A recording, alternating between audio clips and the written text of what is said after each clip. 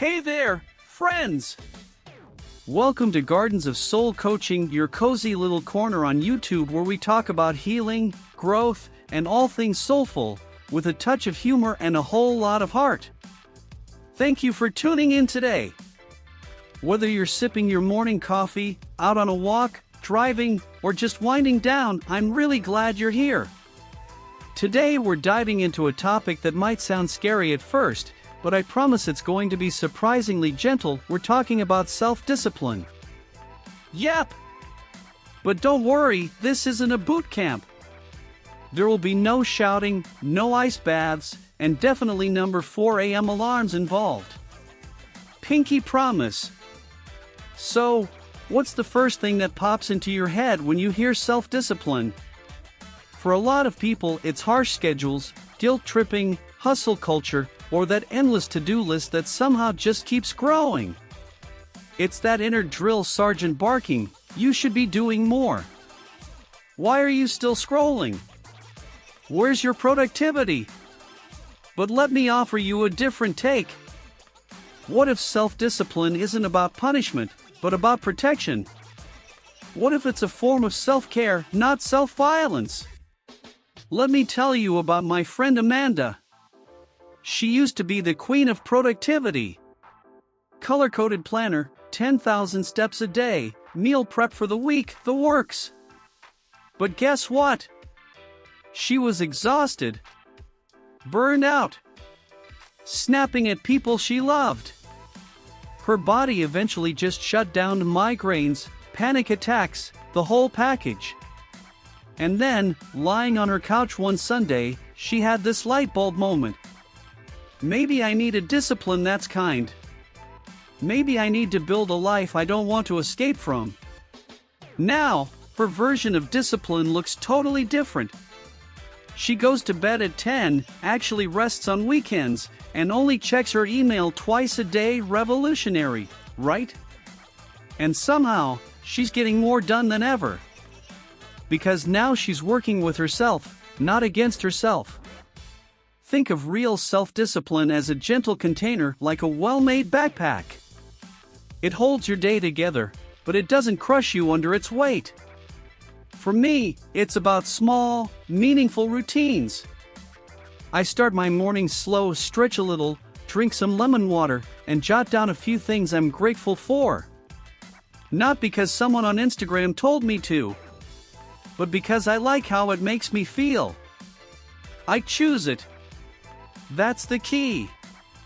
And hey, let's get something straight. Not everyone thrives with the same schedule. My friend Jordan, he tried doing the whole miracle morning thing. Woke up at 5 a.m., meditated, journaled, cold shower, the whole shebang. By 3 p.m. he was a zombie who couldn't remember his own passwords.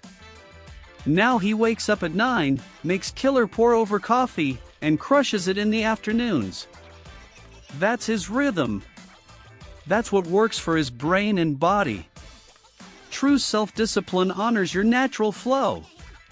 It listens to your body instead of trying to beat it into submission with caffeine and willpower. Your mind isn't a machine either. It's sensitive, emotional, sometimes anxious, sometimes low energy. If you try to force yourself into a rigid mold with zero compassion, your mind will rebel. Usually with procrastination, late-night snacking, or falling into a TikTok vortex you can't crawl out of. But if you meet yourself with kindness and structure, you get results without the rebellion. It's like saying, "Hey, I know you're tired. Let's do just one thing now and rest after." That voice? That's discipline too. But it's gentle discipline. Here's something that blew my mind when I first realized it. Real discipline protects your energy. It's like a bouncer at the door of your day. It says, "Nope, I'm not checking my email after 8 p.m. Nope, I'm not booking 3 Zoom calls back to back. Nope, I'm not sacrificing my lunch break for one more quick thing." Discipline isn't the bad guy. It's the security team making sure your peace doesn't get ambushed. And here's the secret sauce: when your self-discipline is tied to your values, it sticks. It's not about perfection. It's about choosing what matters to you. Take my buddy Chris, he runs 3 times a week. Not to punish himself. Not for a 6-pack. But because running clears his head. Helps him sleep. It's his reset button. When discipline comes from love, from meaning, it becomes sustainable.